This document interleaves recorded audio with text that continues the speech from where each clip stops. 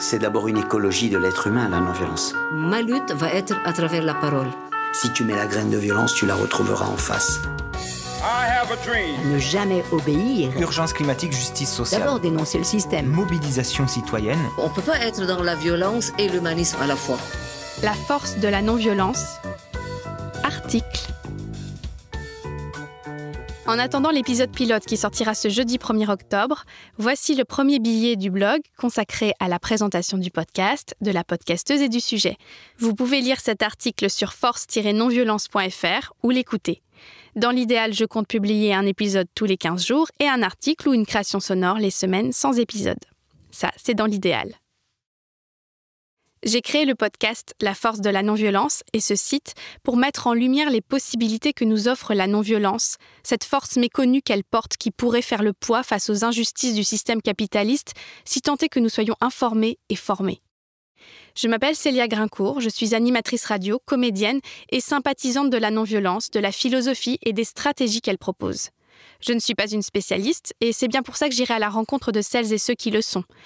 J'ai envie de me documenter, de partager mes découvertes, de faire connaître les particularités de l'éthique et des actions non violentes.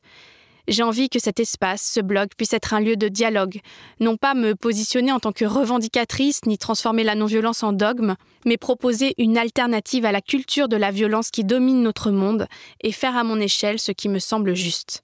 Alors, qu'est-ce qui m'a amenée à m'intéresser à un sujet pour l'instant encore relativement ignoré en France ?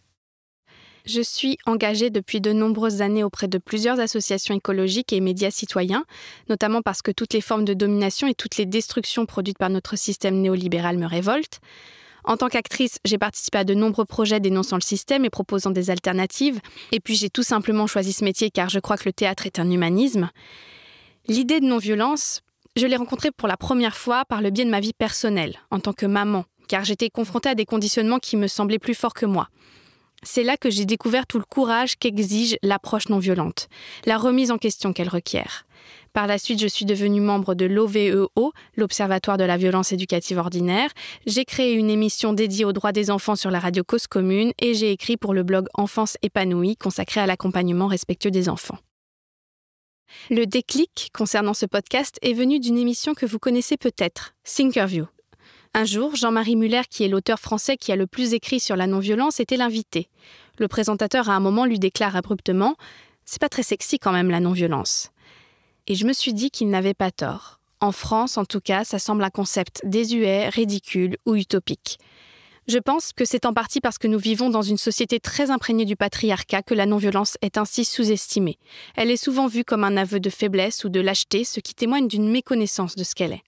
En tout cas, je me suis dit que la voie était tracée, s'il fallait en passer par là, rendre sexy la non-violence, dans le sens la démocratiser, la vulgariser, diffuser son esprit, comme me l'a soufflé Ogarit Younan, une activiste libanaise cofondatrice de l'unique université au monde entièrement dédiée à la non-violence et l'une de mes prochaines invitées.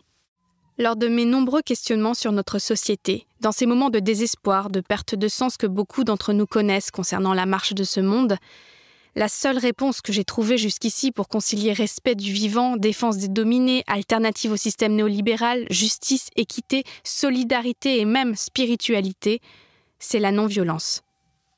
Donc, qu'est-ce que cette non-violence qui réunit tout ce à quoi j'aspire ? Une définition toute simple ne suffirait pas, sinon je ne créerais pas cette émission. Mais les grandes lignes que j'ai retenues se basent sur le travail de synthèse d'Étienne Godineau sur le site irnc.org, un de mes partenaires. La non-violence est à la fois un mode de vie respectueux de l'être humain, de l'animal et de la nature, un mode de relation respectueux de l'autre et un mode d'action, voire de lutte sociale, politique, etc., respectueux de l'adversaire. Il s'agit de s'abstenir de collaborer avec l'injustice et le mensonge tout en proposant un programme alternatif constructif. Ahimsa, le terme utilisé par Gandhi, signifie l'absence de nuisance. C'est la décision de principe de refuser toute pensée, toute action, toute institution qui porte atteinte à la vie ou à la dignité d'autrui. Notre monde occidental est allé si loin dans son entreprise de destruction de la planète, dans la violence des rapports sociaux, à commencer par la violence légale et légitimée des États qui protègent grands groupes, finances dématérialisées et actionnaires.